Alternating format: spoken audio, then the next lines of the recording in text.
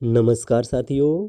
आज हम आपके लिए कुछ इम्पोर्टेंट एमसीक्यू लेकर आए हैं जो ग्रोथ एंड डेवलपमेंट का पार्ट 4 है, जिसमें मोस्ट ऑफ क्वेश्चन जो होंगे वह बर्थ वेट से होंगे।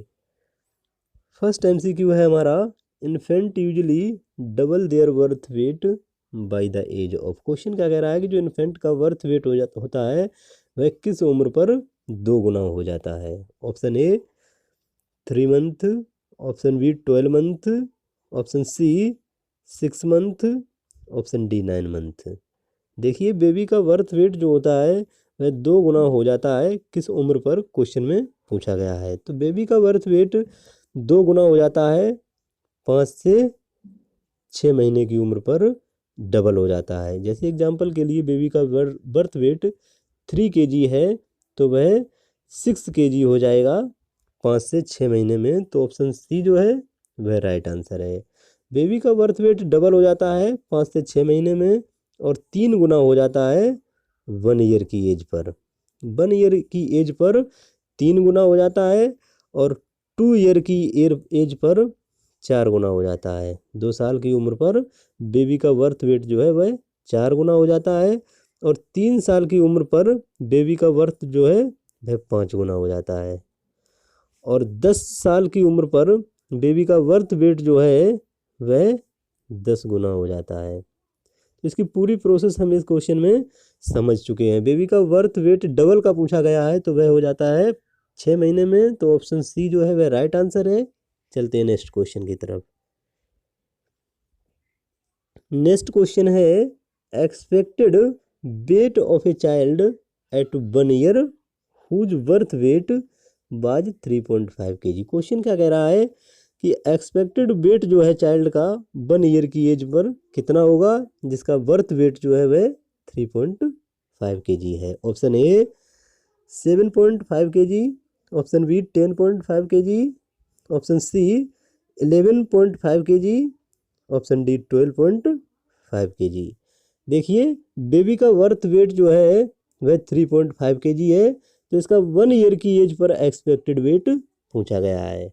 तो बेबी का बर्थ वेट जो है वह 1 ईयर की एज पर ट्रिपल हो जाता है। बेबी का बर्थ वेट डबल हो जाता है 5 से 6 महीने में और 1 ईयर की एज पर जो वेट होता है वह ट्रिपल हो जाता है।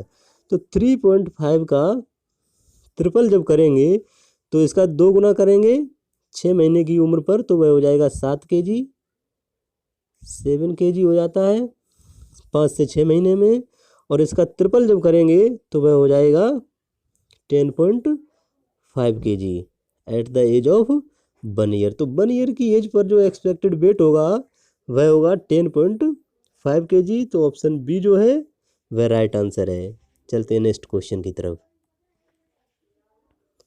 नेक्स्ट क्वेश्चन है, birth weight of an infant triple at age of. Question क्या कह रहा है कि जो बर्थ वेट होता है इन्फेंट का वह ट्रिपल हो जाता है किस उम्र पर।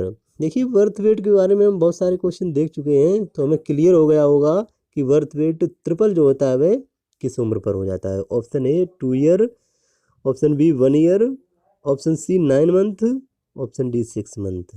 देखिए बर्थ वेट जो होता है वह डबल हो जाता है 5 से 6 मंथ में और ट्रिपल हो जाता है 1 ईयर में। तो ऑप्शन बी जो है वह राइट आंसर है। 1 ईयर की एज में बेबी का बर्थ वेट जो होता है वह ट्रिपल हो जाता है और 5 से 6 मंथ में डबल होता है।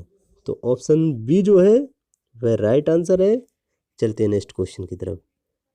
नेक्स्ट क्वेश्चन है, normally newborn loss weight in first week of life. Question क्या कह रहा है, जो न्यूबॉर्न होता है वह अपनी लाइफ के फर्स्ट वीक में जो उसका वेट होता है वह कितना लॉस हो जाता है। Option A 1% of birth weight, option B 5% of birth weight, option C 10% of birth weight, option D 20% of birth weight. देखिए जो न्यूबॉर्न बेबी होता है उसका फर्स्ट वीक ऑफ लाइफ में, लाइफ के फर्स्ट वीक में जो वेट होता है उस वेट का 10% वेट जो है वह लॉस हो जाता है। 10% वेट इसलिए लॉस हो जाता है क्योंकि वह एक्स्ट्रा यूट्राइन लाइफ में जो इन्वायरमेंट होता है उसमें एडजस्ट करने में उसको थोड़ी प्रॉब्लम होती है। तो इस वजह से कुछ डाइजेस्टिव प्रॉब्लम रहती हैं डाइजेस्टिव के बाद कुछ फीडिंग प्रॉब्लम होती हैं, अपर्याप्त फीडिंग और कुछ एक्स्ट्रा सेलुलर फ्लूइड जो होता है वह लॉस होता है। इस वजह से उसका जो वेट होता है वह 10% लॉस हो जाता है लाइफ के फर्स्ट वीक में। तो ऑप्शन सी जो है वह राइट आंसर है।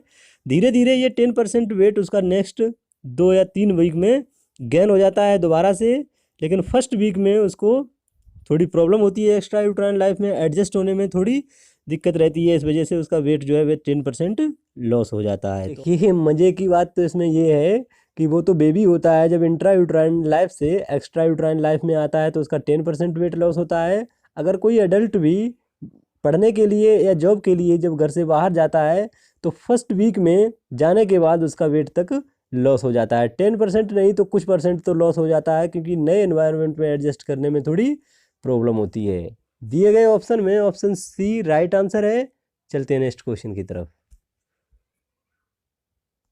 नेक्स्ट क्वेश्चन है a neonate weight less than 2.5 kg at birth irrespective of gestational age is referred as. Question का कह रहा है कि एक नियोनेट जिसका वेट 2.5 kg से कम है, जेस्टेशनल एज कंप्लीट होने के बावजूद भी अगर उसका वेट 2.5 kg से कम है तो वह क्या कहलाएगा। Option A preterm baby, option B LBW baby, option C very low birth weight baby, option D term baby.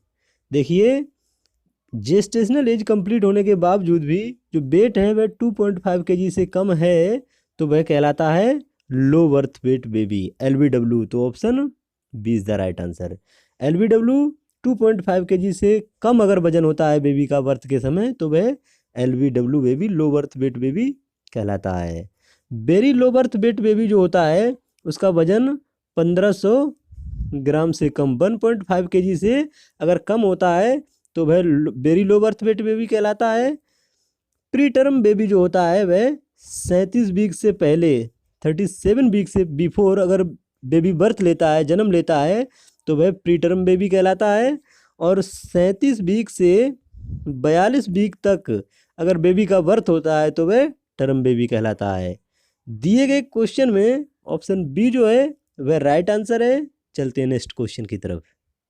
Next question है extremely low birth weight is defined as an infant below. Question क्या कह रहा है कि जो extremely low birth wait होता है वह नीचे दिए गए ऑप्शन में किस से कम हो कि infant extremely low birth baby कहलाएगा। Option A 1000 gram, option B 1200 gram, option C 1500 gram, option D 2500 gram.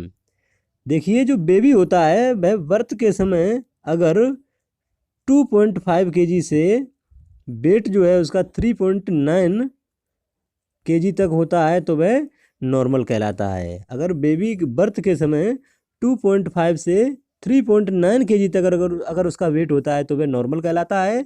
Wait जो अगर 2.5 kg से कम होता है, 2500 ग्राम से अगर कम होता है तो वह लो बर्थ वेट कहलाता है। और अगर बेबी का बर्थ के समय वेट जो है वह 1500 ग्राम से कम हो तो वह वेरी लो बर्थ वेट कहलाता है। और एक्सट्रीमली लो बर्थ वेट जो होता है, वजन अगर इन्फेंट का या बेबी का 1000 ग्राम से कम है तो वह एक्सट्रीमली लो बर्थ वेट कहलाता है। क्वेश्चन में जो पूछा गया है ऑप्शन ए राइट आंसर है। चलते हैं नेक्स्ट क्वेश्चन की तरफ।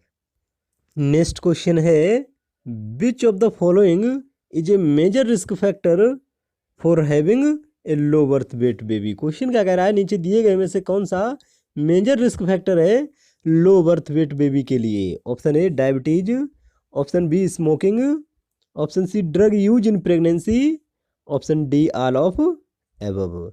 देखिए जो मेजर रिस्क फैक्टर होते हैं LBW के लिए या लो बर्थ वेट बेबी के लिए वह डायबिटीज भी होता है, स्मोकिंग भी होती है, ड्रग यूज इन प्रेगनेंसी भी होती है, जेनाइटल ट्रैक्ट इन्फेक्शन भी होता है और यूरिनरी ट्रैक्ट इन्फेक्शन भी होता है। हाइट जो है वह 60 इंच से अगर कम हो तो ये भी मेजर रिस्क फैक्टर होता है।